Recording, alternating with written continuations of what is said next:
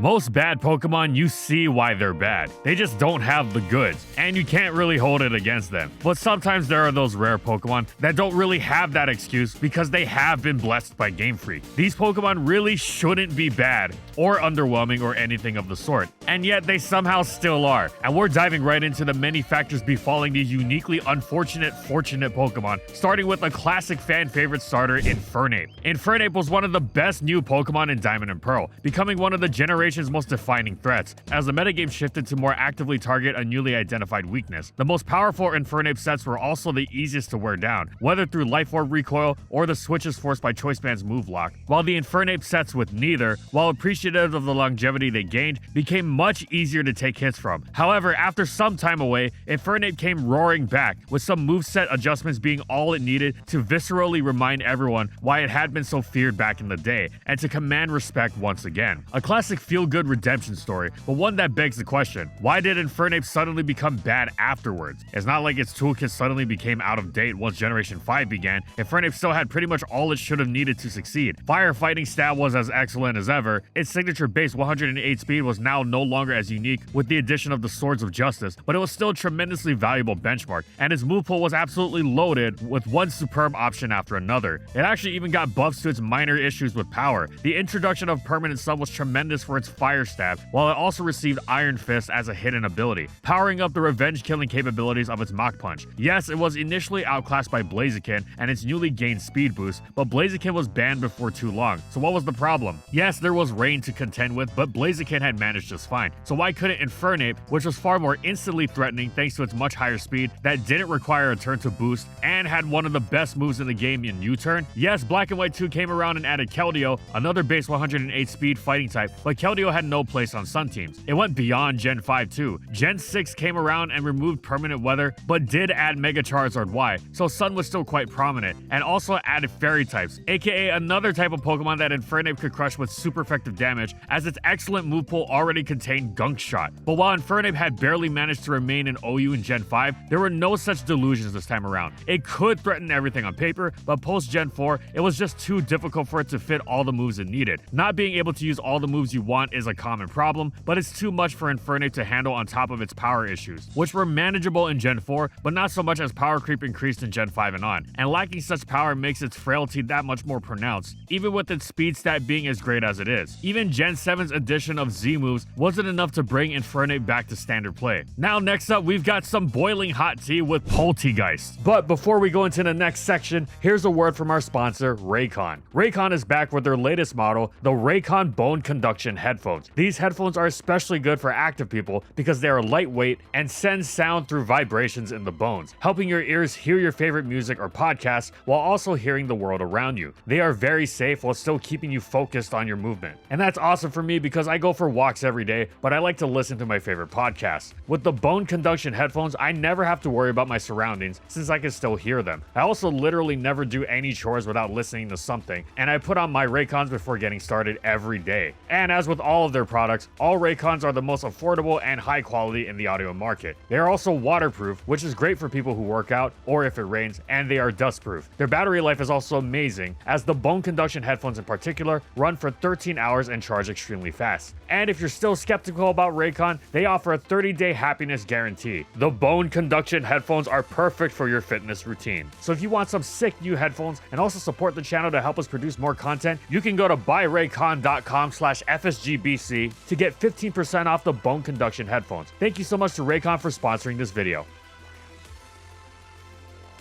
Poltegeist should be scary even for those who say they ain't afraid of no ghosts. Not only does it pack the most busted stab type of the modern generations, it does so in tandem with one of the most broken boosting moves of all time, Shell Smash. Instant +2 special attack and speed alongside Stab Shadow Ball is already quite the proposition before you take into account Poltegeist's mammoth-based 134 special attack. It's got good speed for the move too. Base 70 isn't insane, but after a boost, it definitely gets the job done. It's assisted in this regard by its weak armor ability, which gives it it a further +2 speed if hit by a physical move, thus really making sure you can't outrun it with a Scarfer. And though Polteageist's physical frailty should mean it doesn't want to take any physical hits, that's where the setup guaranteeing Focus Sash comes in. So it's basically just free to go even faster for its lower defense stat being targeted. Then on the other side, Polteageist has excellent base 114 special defense for setup opportunities that don't require Focus Sash. Once it's set up, Polteageist has plenty to threaten with besides just Shadow Ball, though that blasts through most of what it's going to be going up against already. However, it also helps to have a super boosted stored power bringing the goods, crushing fighting and poison types for easy KOs, while even Giga Drain helps rip through grounds and waters more effectively, while even restoring Polteageist's health sufficiently so that even if you can take a hit from it, if you're relying on a special attack to take it out in return, you still might come up short, even though Shell Smash has lowered its special defense. And while you might be able to take one hit, you almost certainly won't be able to take another. Unfortunately, Polteageist isn't able to spill the tea as effectively as it'd like. Just because it can be incredibly dangerous doesn't mean it is, at least not with any degree of consistency. That tends to happen when you attempt to fix your frailty issues with Focus Sash, which can go all sorts of wrong, to say nothing of how there's still plenty of priority that can finish it off. Some players try to fix this with Psychic Terrain's priority blocking, but it's still incredibly unreliable, and even with its worthwhile speed, there's also no shortage of Scarfers that can outrun Polteageist at +2, so long as you don't trip up and give it the weak armor boost. Another problem with relying on Focus Sash, you miss out on the chance to guard yourself against status with Lumberry, and while Substitute can help in this regard, you don't want to limit Polteageist's coverage even further, since that can also be quite a problem, and Substitute's far from a guarantee anyway. And even if you didn't want to go with Lumberry, you might have wanted the extra power of Life Orb to ensure that Shadow Ball, strong as it is, was really able to finish off its targets. Polteageist at least was able to fix the coverage issue in Gen 9 with Terra Blast, though it still wasn't good enough for standard play. But then Terra Blast was banned, so it didn't even have that. Basically, Polteageist is that friend or partner who always promises a lot, but most of the time, something just happens to come up at the last second, so they just can't help but not deliver. That said, when they do deliver, it feels so great that you want to forget about the million times they didn't, but you shouldn't. Life advice aside, next up we've got a mega disappointment in Mega Absol. Magic Bounce is one seriously broken ability, and should make a dominant pairing with such a ferocious Mega. Mega Absol would raise eyebrows almost no matter what ability it had, as in addition to its impressive base 150 attack, it had amazing speed. Base 110 is already an elite benchmark. It's what really made Mega Metagross into such a controversy-courting monster, but Mega Absol goes even further and reaches base 115. It is absolutely incredible to get the jump on the slew of base 110s themselves, already considered very, very fast. In addition to the aforementioned Mega Metagross, there's also the Lati twins, Gengar, and fellow Magic Bounce Mega Evolution Mega Diancie. And for that matter, the base 111 speed Thundurus Incarnate that outspeeds them, or by extension, all the speedsters like Keldeo and Garchomp that the 110s were notable for outspeeding. Such a speed stat increased Mega Absol's already notable offensive output by virtue of all the opportunities it gained. Its base 150 attack was in service of the incredible weapon that was Stab Knockoff, in addition to Swords Dance and powerful physical coverage options in Superpower, Play Rough, and Iron Tail, letting you smash through just about anything you'd like after a boost. Additionally, even if you outspeed Mega Absol, that didn't necessarily mean you could check it, because it also wielded a frighteningly powerful priority stab move, Sucker Punch. It could even throw some special attacks in the mix if it wanted, since its special attack was also quite high, and it has some great coverage options in Fire Blast and Ice Beam, letting it one-hit KO Pokemon like Mega Scizor and Landorus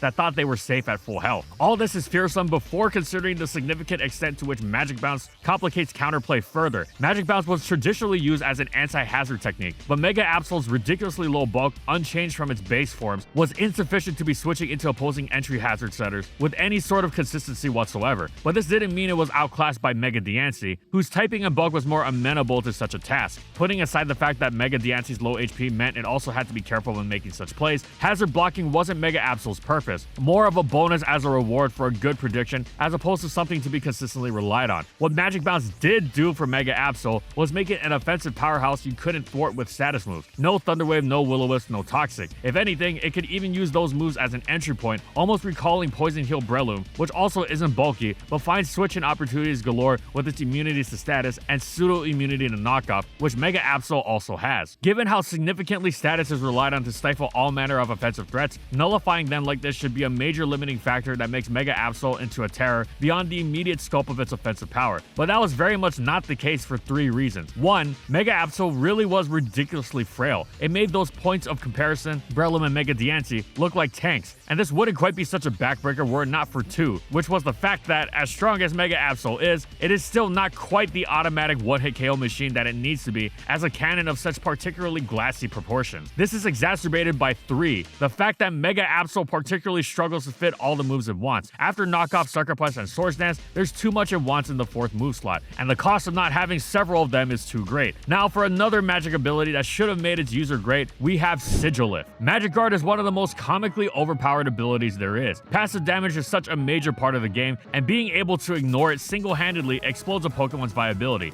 It made the previously UU Alakazam into one of the game's most monstrous special attackers despite its immense frailty. It made Reuniclus into one of the most untouchable Calm Minesweepers, and it made Clefable consistently wall the strongest Pokemon in the game, gen after gen after gen, no matter how bad the power creep, like in Gen 9 OU or Gen 4 Ubers before it even had the Fairy types resist. It's all the same to Clefable, while Alakazam and Reuniclus thrived over multiple generations as well. All 3 have courted controversy over the incredible effectiveness they gained from the superlative longevity Magic Guard provided them. Magic Guard is so good, even Duocean and Kadabra have seen use alongside their evolutions in Gen 5. Because the latter were so good, their teams wanted even more. So if there's any ability that should be breaking just about anything it's put on, it's Magic Guard, within reason of course. It's obviously not going to save Magikarp or anything, but the last Magic Guard Pokemon, Sigilyph, is no Magikarp. The first thing to note is that it's a flying type with a Stealth Rock immunity, which is already promising given how difficult many flyers tend to be to take down, and that's with rocks chipping away at them. Sigilyph's stats certainly aren't bad, and remember, Magic Guard is such a great ability, it tends to transcend stats. It not only makes Clefable a wall that reshapes metagames to its liking, despite not having a single defensive stat even reach base 100, it also makes it a pretty ferocious Life Orb attacker, despite its special attack also not reaching that benchmark. With that in mind, Sigilyph's base 103 special attack looks pretty great, and what's more, it's coming off of a real speed stat, unlike Reuniclus and Clefable. At base 97, it's positively zippy, even if it doesn't quite reach the incredible territory of Alakazam's base 120. So Sigilyph is a fairly fast, fairly strong special attacker, off to a great start, especially considering Magic Guard gives it a recoil-free Life Orb. So how about that bulk? Well, base 80 defenses are workable, but alongside base 72 HP, not so much.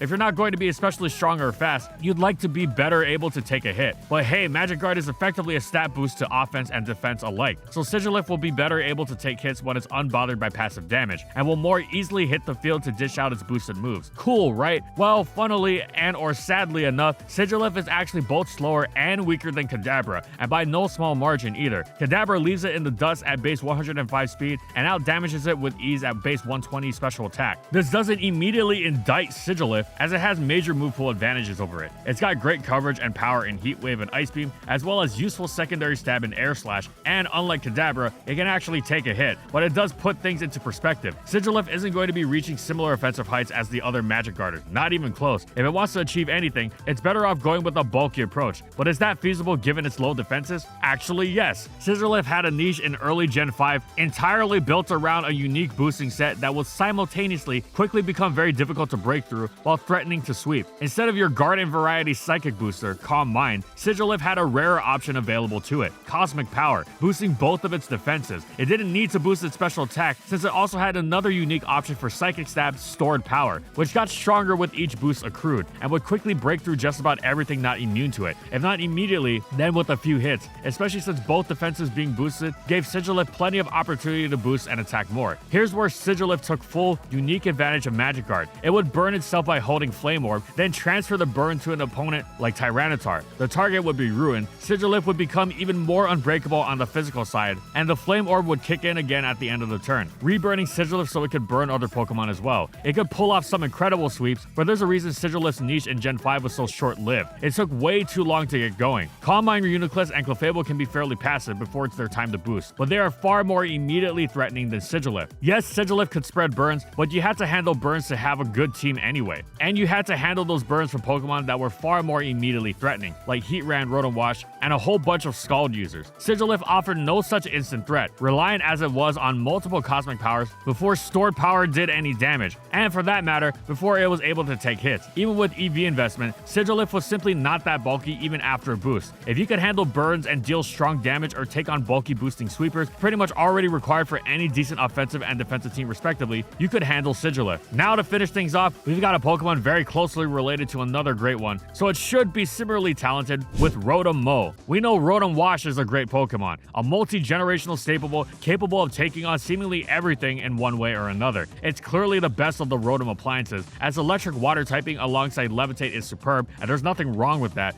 but that doesn't doesn't mean the other Rotom forms can't also be good. Of course, most aren't, or at least, the other Rotom appliance forms are all much more flawed in their secondary typing. Rotom Heat is generally considered the best of them, but its fire typing, while packing an offensive potential stab overheat, holds it back defensively, while Rotom Frost ice typing is even worse off, since the even more promising coverage of its ice stab, Blizzard, is so inaccurate. And then there's Rotom Fan, who's left with a flimsy stab air slash, not nearly enough to compensate for the lack of any real notable flying traits, like Roost or Hurricane, meaning it's hardly the next coming of Zapdos, even putting aside the redundancy of flying type and levitate. But that begs the question, why isn't the half-grass Rotom Mow or Motum clearly the best of the non-wash forms? Grass is an excellent defensive typing. In fact, bulky grass types are one of the most important, long-standing archetypes in competitive play. Grass can be quite potent offensively as well, especially since Motum is firing off stab leaf storms as powerful as the heat forms overheat, both of which, incidentally, are stronger than Wash's Hydro Pump. We know it's not a problem of stats, as Rotom Wash is excellent offensively and defensively thanks to the strengths of its half-water typing. So why can't Motum, if not do the same, then at least come close and brandish the well-rounded offensive-defensive utility of Grass to stand out over its more limited heat counterpart? It isn't that Electric and Grass don't go well together. In fact, one of the reasons Motum not being good is so strange is that it brandishes two of Rotom Wash's primary strengths. One, it still resists water, and two, the fact that its secondary stab so directly threatens ground types, meaning it is more freely able to throw around its electric stab, which is Volt Switch, whose pivoting makes it one of the best moves in the game. Sure, Leaf Storm's special attack drop means it can't spam it repeatedly the way Rotom Wash does Hydro Pump, but for a Pokemon whose modus operandi is wheeling and dealing, with another stab whose explicit purpose is to make it switch in and out of battle, even taking advantage of damage accrued from switching into Stealth Rock by being able to siphon more health off the opponent with Pain Split, well, this isn't exactly a backbreaker. Plenty of other defensive grasses have used Leaf Storm to great effect as well, like Celebi, Venusaur, Roserade, Tangrowth, so it's not because of this. If anything, Rotom Heat should be more hampered by this, given that it uses Overheat primarily as an offensive tool and is weak to Stealth Rock. Additionally, Motum has a lot of wonderful traits that make it unique among bulky grasses. Being able to dish out Will-O-Wisp is a great one, having a quadruple electric resistance is another, where Rotom Wash doesn't particularly care to eat opposing Volt Switches and isn't thrilled about the prospect of taking Thunderbolts. These absolutely bounce off Motum. Taking such negligible damage from Volt Switch is an excellent trait. Having defensive utility while being able to threaten big direct damage, major status, and turn your switch in into an opportunity for momentum gaining, even the damage you take doing this is weaponized with Pain Split. This is the Rotom Wash playbook, but it applies just as much to Motum, or so it would seem anyway. The tools from Motum's success are deceptive, less than the sum of their parts. While it has plenty to like, everything just doesn't come together as satisfactory as it does for Rotom Wash. Water Electric is more efficient, for sure. The resistances to ice and fire as opposed to Motum's weaknesses are major, but it doesn't seem like Motum should be that far behind other grasses, or that its overall utility shouldn't be sufficient to outdo the limitations of Rotom Heat's offensive output, for that matter. But so it is. It's not that Motum is outright bad, though it can verge on it by the standards expected of a Rotom form. It's more that it just doesn't quite have the extensive reach or impact of the two forms it can be compared with. It instead occupies an awkward sort of middle ground. It's thus lived in Heat's shadow. In addition to be unequivocally superior in VGC, Heat has been UU in every generation but the 9th, while Motum was RU in Gens 5 through 7 before falling to NU in Gen 8. Both dropped to PU in Gen 9, but even there, Motum was merely good, while Heat was one of the most elite Pokemon in the tier. Sadly, Motum is really only good in the 4th generation, when it and the other appliance forms were all electric ghosts, leaving it interchangeable with the others on Rest Talk Will-O-Wisp sets that didn't use any of the form's signature moves, or for originally being called Rotom Cut, not Rotom Mow, which led to CTC on the first Pokemon Cypher to announce that he was in the cut, Rotom C.